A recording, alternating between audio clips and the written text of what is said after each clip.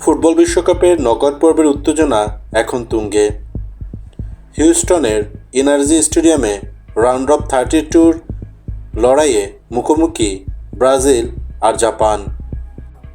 ব্রাজিলের জন্য এটি যেমন নিজেদের শ্রেষ্ঠত্ব প্রমাণের মঞ্চ, তেমনি জাপানের জন্য একটি বড় সুযোগ বিশ্ব ফুটবলের পরাশক্তিদের বিদায় করে নিজেদের নাম আরও উজ্জ্বল করার।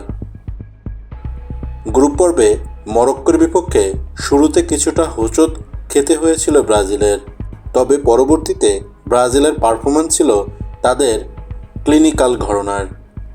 হাইতি ও স্কটল্যান্ডের বিপক্ষে দুর্দান্ত জয় তুলে তারা সি গ্রুপের শীর্ষে থেকেই নকআউটে জায়গা করে নিয়েছে।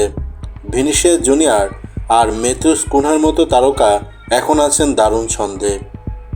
অন্যদিকে জাপান এবারের বিশ্বকাপে নিজেকে পরিচিত করেছে এক সুশৃঙ্খল ও ভয়ঙ্কর দল হিসেবে। গ্রুপ এফে নেদারল্যান্ড, তিউনিসিয়া ও সুইডেনের মতো দলের বিপক্ষে অপরাজিত থেকে তারা প্রমাণ করেছে বড় দলগুলোকে চাপে রাখার কৌশল তারা ভালোই জানে। জাপানের রক্ষণভাগ অন্তত সুসংহত।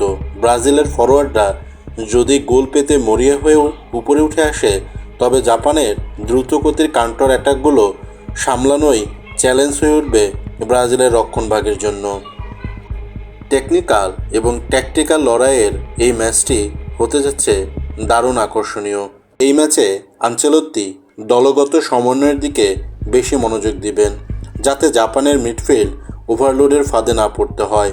অন্যদিকে জাপানের লক্ষ্য থাকবে নিজেদের মিড ব্লক ধরে রেখে ব্রাজিলের ইনভার্টেড উইঙ্গারদের আটকানো। হিউস্টনের এই ম্যাচটি কেবল একটি নকআউট লড়াই নয়, বরং আধুনিক ফুটবলে দুই ভিন্ন দর্শনের এক আকর্ষণীয় ম্যাচ।